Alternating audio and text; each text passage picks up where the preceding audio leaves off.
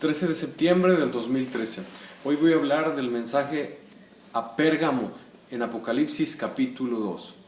Empiezo leyendo Mateo capítulo 8, versículo 11 y 12. Dice: Y os digo que vendrán muchos del oriente y del occidente, y se sentarán con Abraham e Isaac y Jacob en el reino de los cielos. Mas los hijos del reino serán echados a las tinieblas de afuera. Allí será el lloro y el crujir de dientes. Este mensaje es para todo aquel que tenga en serio, que quiera ir al cielo y que tiene fe en Jesucristo.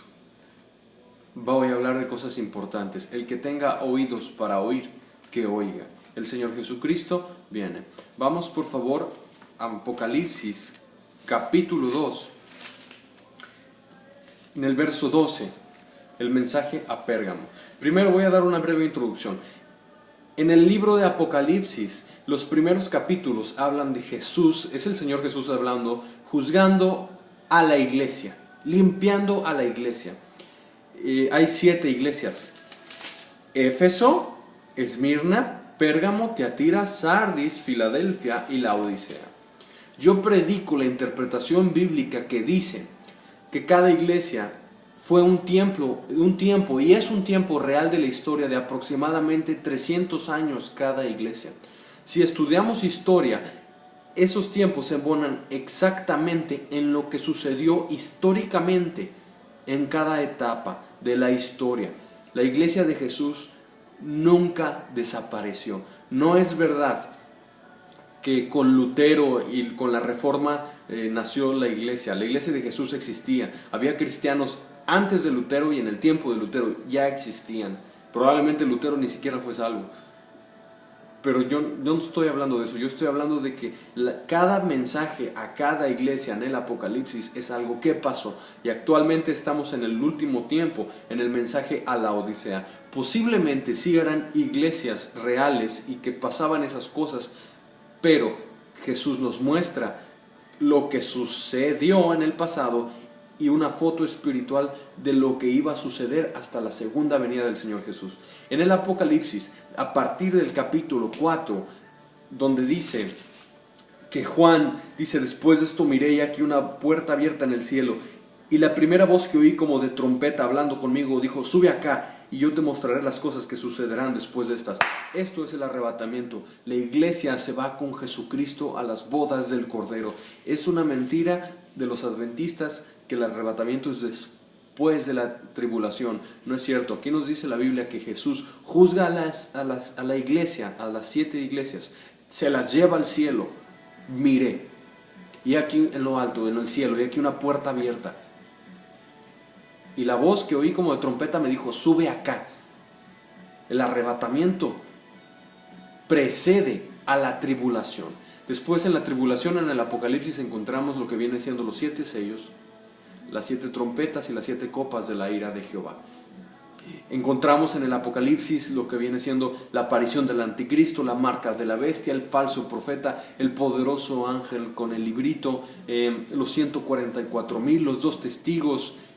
En Apocalipsis, creo que es el capítulo 12, la mujer y que el dragón la persigue. Esa mujer no es la Virgen, esa mujer es Israel, el pueblo de Israel, que da a luz un niño varón, el cual es el Mesías, que es Jesucristo.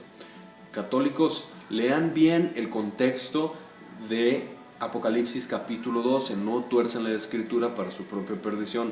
La misma palabra de Dios dice que esa mujer no es la Virgen María, es Israel. Lean bien, por favor. Bueno, a partir del arrebatamiento, la iglesia ya no se encuentra en la narración bíblica hasta el final, lo que viene siendo el milenio y el reino eterno. La tribulación está dividida en 2 periodos: los 3.5 primeros años de la tribulación, y a partir de los 3.5 primeros años viene la gran tribulación, los otros 3 años y medio. Ahora, ¿qué sucede durante los 3 primeros años y medio? Aparece el anticristo, viene anunciando paz y seguridad, hace un falso pacto de paz con Israel. Los judíos, Israel, abraza al falso Mesías, cree que es el Mesías esperado, les reconstruye el tercer templo. Pero a partir de los 3 primeros años y medio, cuando se cuenta esto, el anticristo se les voltea y va a ser muchísimo peor que Hitler. Los va a perseguir y los va a matar. Van a aparecer 144,000 judíos reales, 12,000 de cada tribu, que van a predicar el evangelio y van a ser muertos por decapitación por el anticristo. Va a haber 2 testigos que van a predicar con milagros. Probablemente sea Moisés y el profeta Elías. No se sabe, pero dice que son 2 testigos que hacen las mismas señales que Moisés y que Elías, y predicarán por varios días, pero la gente los aborrecerá porque tienen poder para hacer caer fuego del cielo, para que no llueva, para cerrar los cielos, muchas plagas. Y la bestia que sube del abismo los matará, pero después de 3 días resucitarán y se levantarán a vista de sus enemigos. A partir de los primeros 3 años y medio comienza la gran tribulación. Va a ser horrible, va a caer meteoritos, las estrellas caerán del cielo, se abrirá el pozo del abismo, y se oscurecerá la tierra. Dice la palabra que las islas serán cubiertas, probablemente Japón va a desaparecer, 1/3 de la población mundial morirá. Va a ser casi imposible sobrevivir a la gran tribulación. No te puedes perder el arrebatamiento de la iglesia. Afírmate en Jesucristo, arrepiéntete, entrégale tu vida y obedécelo. No veas tele, no vayas al cine, no tomes, no fumes, lee la Biblia, obedece a Jesús, ora por tus enemigos y no toleres falsos maestros apóstatas. Estoy dando una sinopsis de lo que es el Apocalipsis antes de entrar en tema del mensaje a Pérgamo. ¿Y qué va a suceder al final de la gran tribulación? Jesús va a venir, dice que todo ojo le verá, y los que lo traspasaron harán gran lamentación por él. Dice la Escritura, Israel se va a dar cuenta de que ese falso Mesías que abrazaron, que es el anticristo, fue el peor error que hubieron cometido jamás. Pero cuando aparezca la señal del Hijo del Hombre en el cielo, que es Jesucristo, Yeshua, el Rey de Gloria, va a plantar sus pies sobre el monte de los olivos, y el monte de los olivos se partirá en 2. Los ejércitos del anticristo y la bestia pelearán contra el cordero, pero el cordero los vencerá, porque él es Rey de reyes y Señor de señores. Apresarán al anticristo y al falso profeta y los lanzarán vivos al lago de fuego y azufre. Y los demás, los que tengan la marca de la bestia, serán muertos por la espada de 2 filos que sale de la boca del cordero, e irán al infierno, no al lago de fuego. El lago de fuego lo estrenan el falso profeta y el anticristo. Y después, los que están en el infierno van a ir a parar ese lugar, pero todavía no. Durante el milenio, Jesús va a reinar en la tierra como Rey de reyes y va a castigar todo pecado instantáneamente. El pecador morirá. ¿Sí? Será un reino de justicia, un reino de paz. Todo lo verde reverdecerá. La luz del sol brillará 7 veces más. Será glorioso. Maranata. Sí, ven, Señor Jesús. Después del milenio viene el juicio ante el trono blanco, todo será quemado con fuego, y viene el reino eterno, donde ya no hay pecado. Satanás es echado al lago de fuego y azufre después de la última gran rebelión, cuando es liberado del pozo del abismo después de los 1000 años, junto a las naciones de la tierra. Qué increíble que después de que Jesús regresó, todavía se le rebelan, no necesitan a Satanás para pecar. Y después, en ese periodo, cuando Jesús venza, va a lanzar a Satanás al lago de fuego, y a todos los que están en el infierno los van a sacar, los van a resucitar, los van a juzgar y los van a lanzar al lago de fuego. Ese fuego es eterno. No te vayas al infierno, obedece a Jesucristo, que Él es el camino, la verdad y la vida. Esa es la sinopsis general del Apocalipsis. Obviamente me faltaron muchas cosas, pero es para que tú tengas una idea de este libro. Pero bueno, empezamos a estudiar Pérgamo. El primer versículo, Apocalipsis capítulo 2, versículo 12, dice: escribe al ángel de la iglesia en Pérgamo, el que tiene la espada aguda de 2 filos, dice esto. Miren, el saludo a esta iglesia te muestra cómo va a ser todo el demás contexto del mensaje. ¿Por qué digo que el ángel de la iglesia en Pérgamo es un ser espiritual encargado de cuidar a la iglesia? No es un pastor, es un ser espiritual. ¿Por qué lo digo? Porque en el principio del libro de Apocalipsis dice que el Apocalipsis es la revelación de Jesucristo que Dios Padre dio para manifestar a sus siervos las cosas que deben suceder pronto, y la declaró enviándola por medio de su ángel a su siervo Juan. Dice que el Apocalipsis es Dios le da al ángel el mensaje para que lo lleve al apóstol Juan. Y cuando dice el ángel de la iglesia en Pérgamo, yo prefiero creer que es un ser espiritual que cuida a la iglesia, porque así lo veo en la introducción.